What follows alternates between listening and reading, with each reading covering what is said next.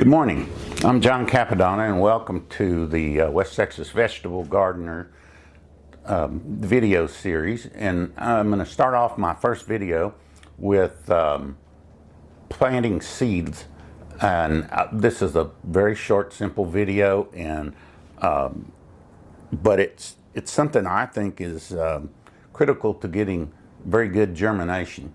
And it's really simple. I germinate my seeds in a 50 cell plug tray, and this morning I'm going to be planting Swiss chard, and I will grow the Swiss chard out for 30 days, and it can remain in this plug tray the entire time. These cells are big enough that they can accommodate Swiss chard for 30 days. Now, other plants like tomatoes that are faster growing, you will have to transplant it into a larger container. But for Swiss chard, I can grow these out in 30 days and plant them directly in the garden, and it saves one step, and it have to have 50 pots, so it saves a lot of room on your germination table. So let's just get started. I've filled this tray with potting soil, and I tamp these cells down to work the potting soil down to firm it up just a little bit, because it was loose when I first put it in the plug tray. And for now, it's about a ½ inch from the top edge of the plug tray, and that allows me to have room to cover the seed. And one of the things that I do that I think is very important is I don't cover the seed with soil. I cover the seed with fine vermiculite, and this fine vermiculite holds moisture, and it holds it in the right place. It holds it right where the seed is, which in my mind helps that seed to germinate better. It also does not form a crust, so the seed is able to break through the surface and without any problems. So that also helps in your success ratio.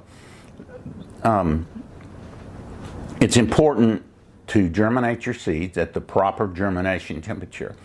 All seeds have an optimum temperature, and for Swiss chard, it happens to be 86 degrees, much like tomatoes and it's kind of unusual, because that's a pretty warm temperature for a seed that actually grows in cool weather. Swiss chard is a cool weather plant, and I'm going to plant it very early in the spring. I'm going to plant it March 1st, and that way it will grow all summer, but in the heat of the summer it will become strong tasting. So I prefer to cut it in about June. I'll stop, and we'll pull it up and plant something else. So Swiss chard is a crop that you could plant ahead of okra or possibly squash. If you were rotating your squash crop around, you could already have one squash crop in and done, and then plant your second one after your Swiss chard. So if you use a little bit of planting, it will be helpful. And I'm going to put these, when I get done, I'm going to put them on a heat mat and put with a humidity dome. But first I'm going to set this whole tray in this tray of water here, and that water has mycostop, which is a biological fungicide, and it helps prevent damping off. Now, Swiss chard is not particularly prone to damping off, but I do this as a matter of course with every seedling I plant. It's just not worth the risk. I mean, when you mix 5 grams of mycostop, it makes 100 gallons of drench, so there's no point in saving it too long, because it does have a shelf life. But So I've got this plug tray filled with soil. I've tamped it down, and now I'm planting the seeds. And I'm just going to plant one seed per cell, so that I can keep track of it a little better. That's easy. That's an easy calculation. If you have one seed per every cell, then it's very easy to calculate your percentage of germination. So I'm putting one seed per cell, and I'll be coming back to you when I've got this done. All right, I'm finishing up putting the vermiculite on over the seeds. I'm covering the seeds with this fine vermiculite, and the finer the better for this. This will go a long way toward helping your seeds get good germination. Now I'm going to tamp these down one more time and to even it out, and also I'm ensure that the seed has good contact with the soil. And when you're germinating seeds, it's a good policy to do this, because if the seed is not in good contact with the soil, then it may germinate and may not take root. Or so once you've done this,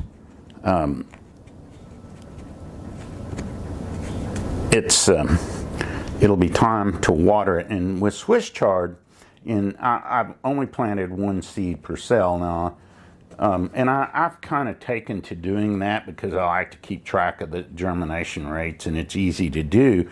But with a Swiss chard, it's in particular important because the Swiss chard is actually a compound seed, and there's more than one embryo in that capsule. So you actually end up with a clump of Swiss chard for every seed rather than a single Swiss chard plant. So, and you can transplant that whole clump in your garden. So at this point, we're done planting, and I'm gonna take this tray and set it in this tray of water, and I'm going to allow it to sit until it's completely saturated. And that's important to do at this one time. And I bottom water my seedlings after they've germinated. I do that as long as possible, and with Swiss chard, I'll be able to do that the entire time until they're ready to go in the garden. And I think that helps prevent any kind of fungi or blight or anything that might be splashed up from the soil onto the leaves of the plant, and it just avoids problems. And it also seems to do a good job without having to spray water on your plants. Here in Midland, and virtually everywhere in West Texas that I know of has hard water. So if you can avoid spraying the plant with water, then you're better off. Now I will put a humidity dome over this tray, and I'll place the tray on a heat mat at 86 degrees. And then as soon as the majority of the seeds have germinated, I will take the humidity domes off and remove it from the heat. And it's a lot of seeds germinate at a warmer temperature than they grow at. So, ideally, Swiss chard grows best in cool weather.